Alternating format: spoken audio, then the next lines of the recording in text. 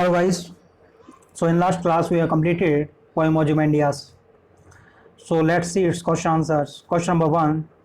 The poet gets to know about the broken statue from a traveler he met. जो poet है वो traveller से broken statue के बारे में जानना चाहता है. वो ट्रैवलर से कहाँ मिला था. सो हमने ये पोइम के अंदर रीड किया है कि वो ट्रैवलर से डेजर्ट में मिला था. So answer is C, in the desert. So answer of first question number 1 is C. All the date remains of the stone statue are. जो स्टोन का स्टैचू था उसमें से क्या बाकी रह गए. तो हमने ये पोइम की आप पिक्चर में भी देख सकते हैं. जो स्टैचू का बाकी रहा हिस्सा है वो है उसकी 2 लेग्स और एक जो उसकी ट्रंकलेस लेग्स हैं, यानी इनके ऊपर अपर बॉडी नहीं है, और इसका जो हेड है, जो इसका फेस है.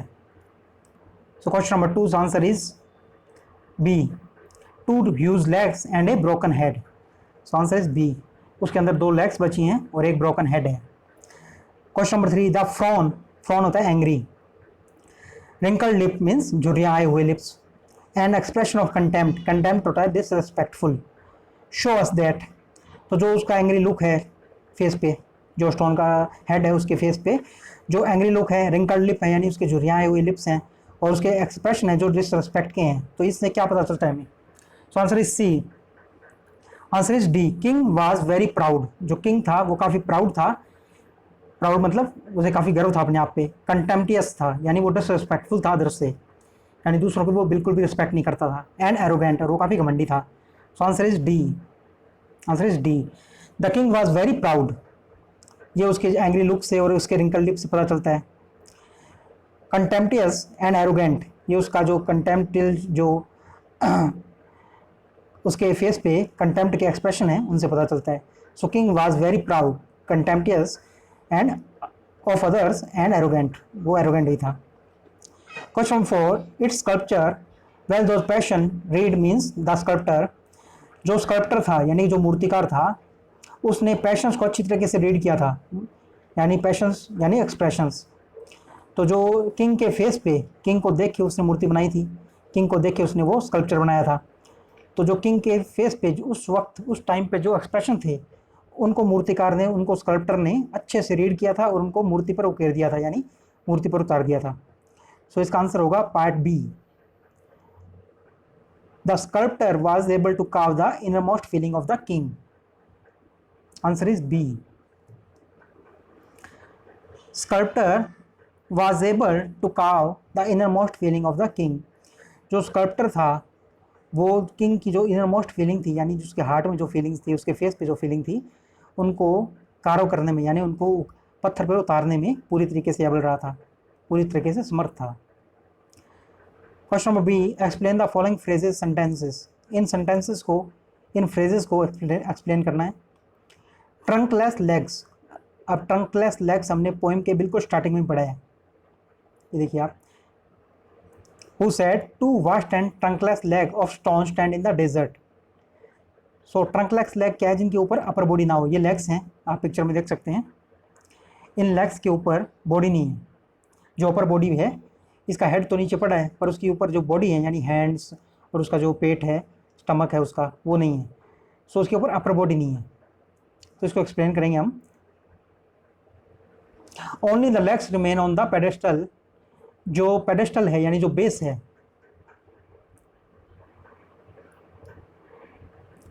ये जो हिस्सा है इसे पेडेस्टल कहते हैं, यानी जो पत्थर का टुकड़ा है इसके ऊपर, जिसके ऊपर पूरी जो स्कल्पचर है पूरा, जो मूर्ति है पूरी, वो उसके ऊपर खड़ी होती है, तो उसे पेडेस्टल कहते हैं. So only the legs remain on the pedestal. तो पेडेस्टल के ऊपर अब सिर्फ लेग्स रह गई हैं, हमने देखा है अभी.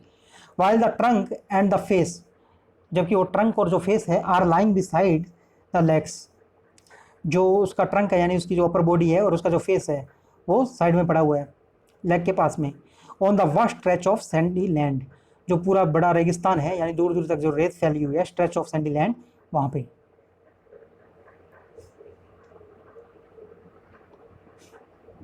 सो question number 2, wrinkle lip and sneer of cold command. तो wrinkle lip and sneer of cold command, इनको एक्सप्लेन करना है.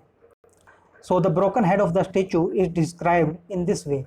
जो स्टेचू का हेड है उसे इस पोएम के अंदर इस तरीके से डिस्क्राइब किया गया है द लिप्स आर रिंकल्ड, यानी जो लिप्स हैं, जो स्टैचू का हेड है उसके ऊपर जो फेस पे लिप्स हैं, द लिप्स आर रिंकल्ड, यानी उन पे झुर्रियाँ आई हुई हैं, रिंकल आए हुए हैं। रिंकल मीन्स होता है झुर्रियाँ। The face has an expression of contempt, और फेस के जो एक्सप्रेशन है वो कंटेम्प्ट के हैं, एंड अथॉरिटी के हैं।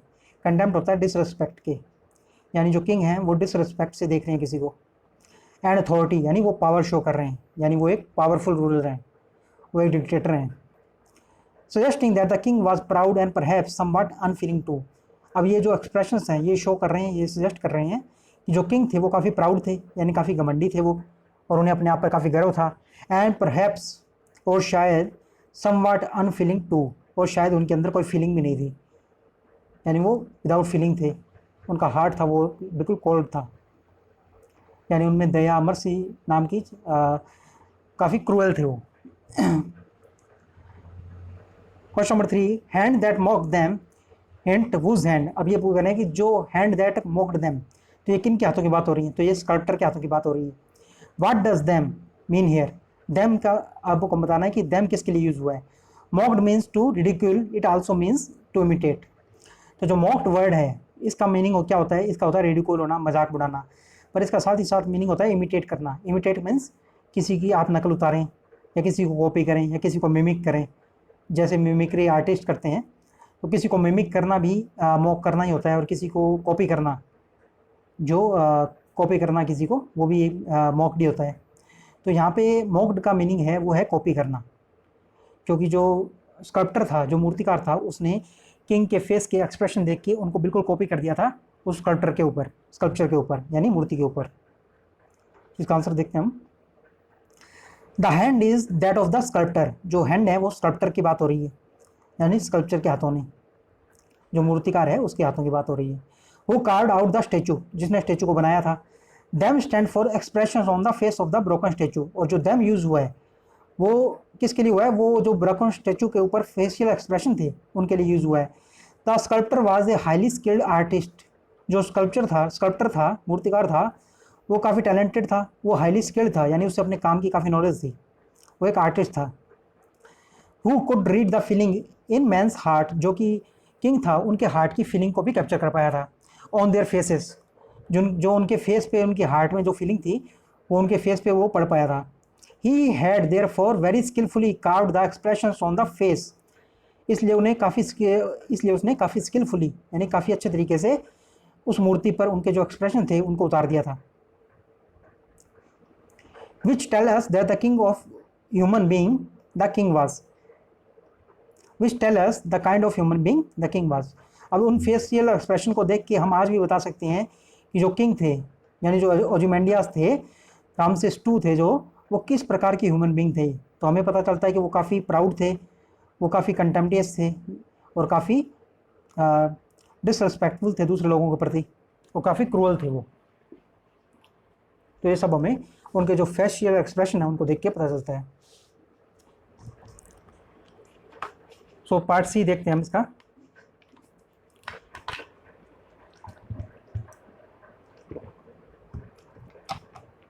Which of this do you think some of the idea of the poem, तो इन तीनों में से आपको देखना है कि जो पोइम का आइडिया है वो कौन से एक में इसमें आप पूरा कंप्लीट कर सकते हैं।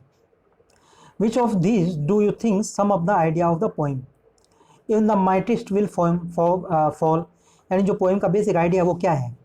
Number 1, in the mightiest will fall, यानी कि जो माइटिस्ट हैं, माइटिस्ट होता है जो पावरफुल होते हैं, काफ़ी ताकतवर, काफ़ी पावरफुल लोग, विल फॉल, तो ये कह रहे हैं कि जो पावरफुल राज्य होते हैं, पावरफुल किंग्स होते हैं, वो भी गिर जाते हैं, यानी उनका भी स्टेचू गिर जाता है, या फिर वो भी ख़त्म हो जाते हैं, उनका राजपाट है जो उनका किंगडम है।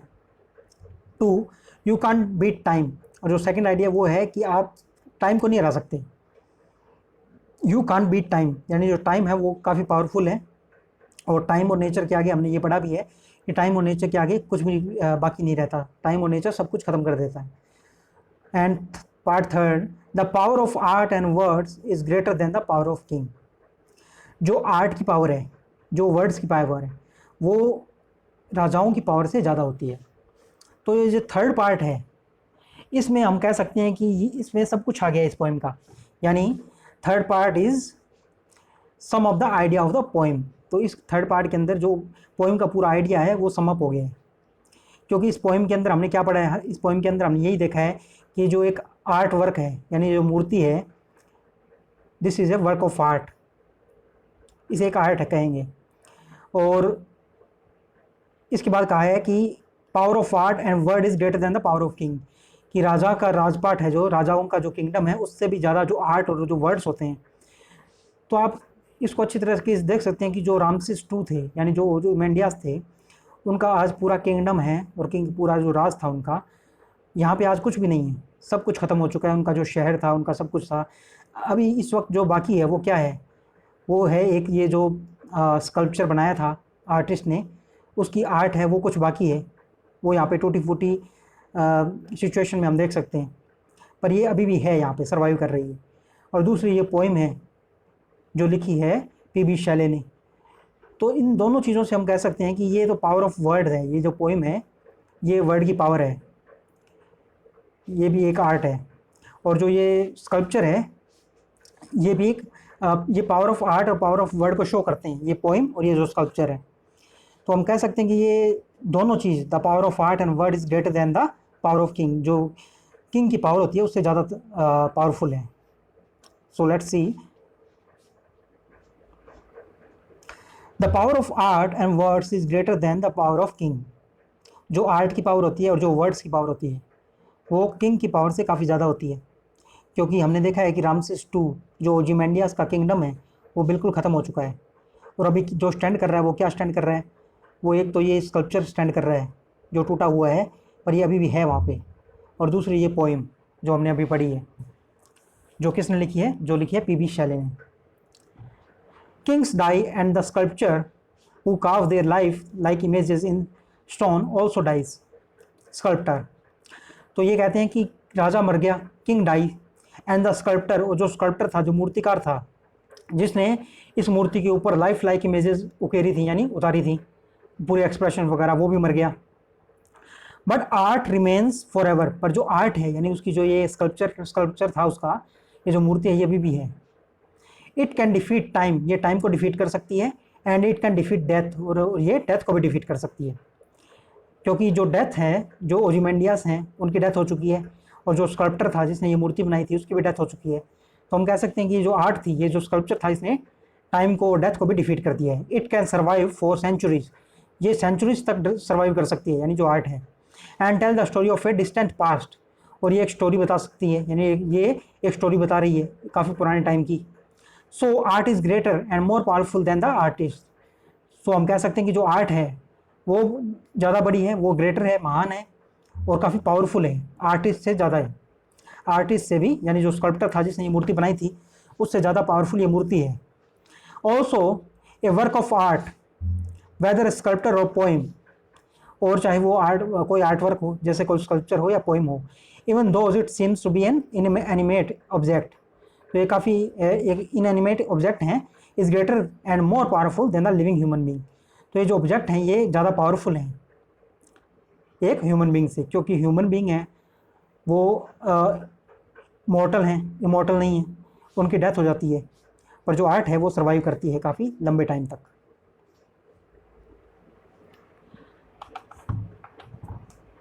So question number D, the king and the sculptor are long gone.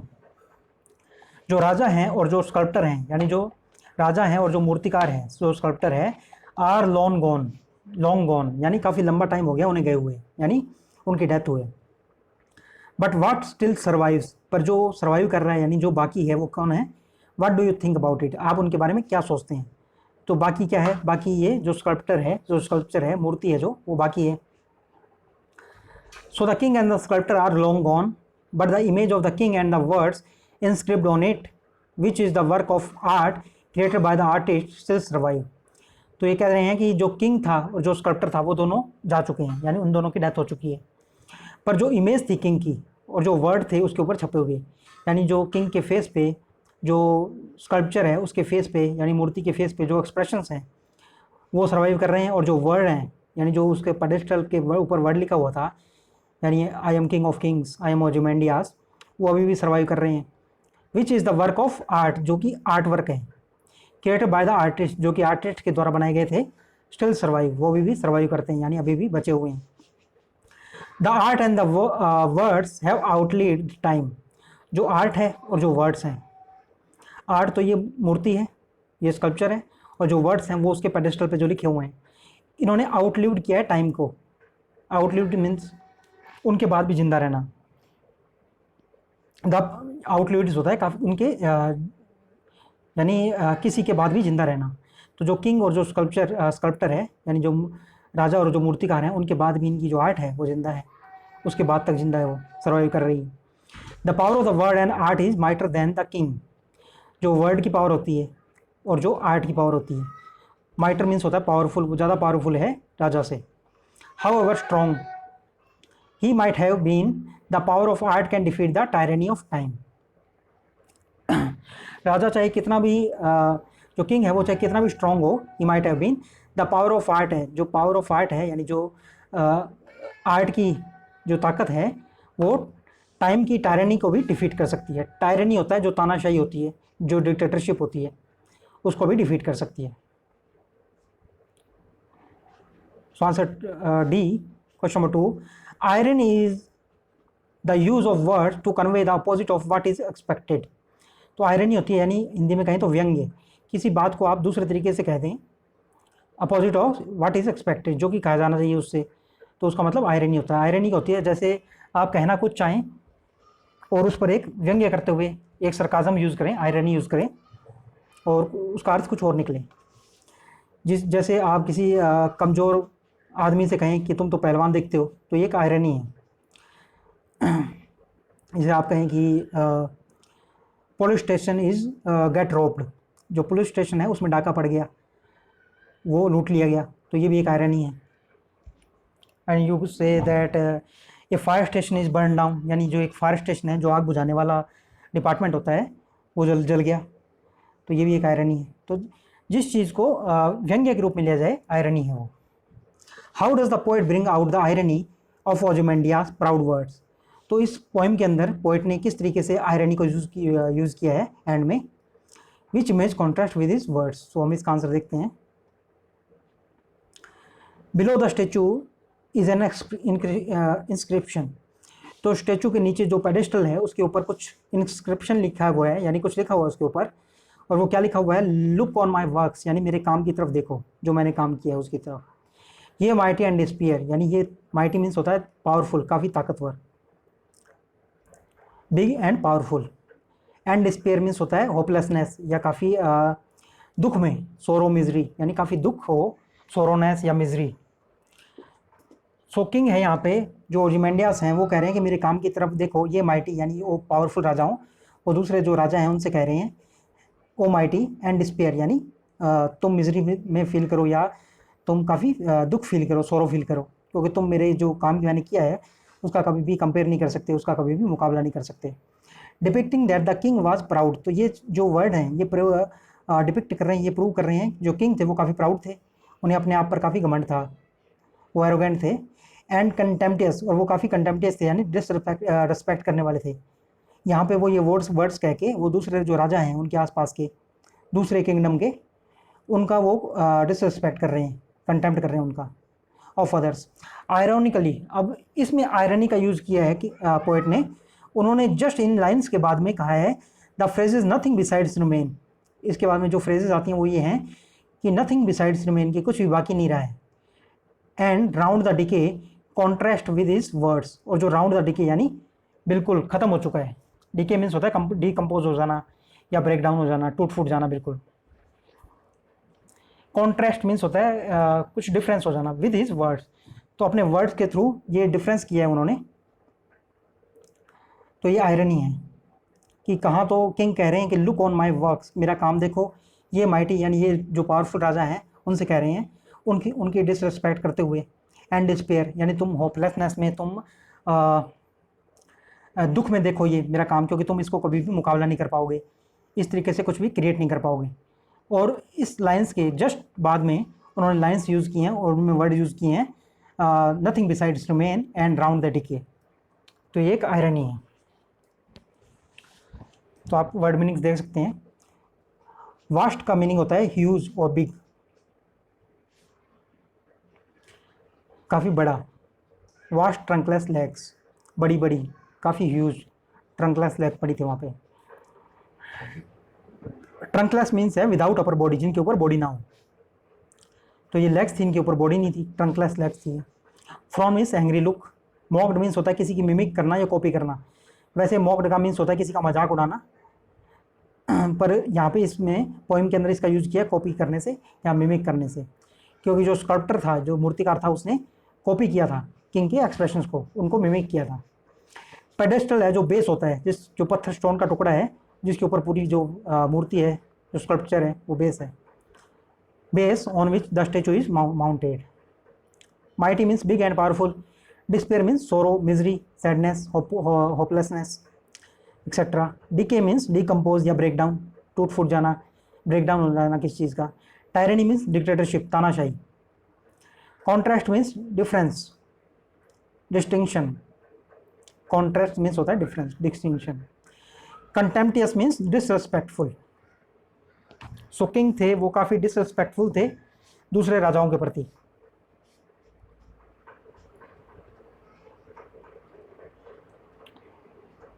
सो ये होमवर्क आपको कंप्लीट करना है।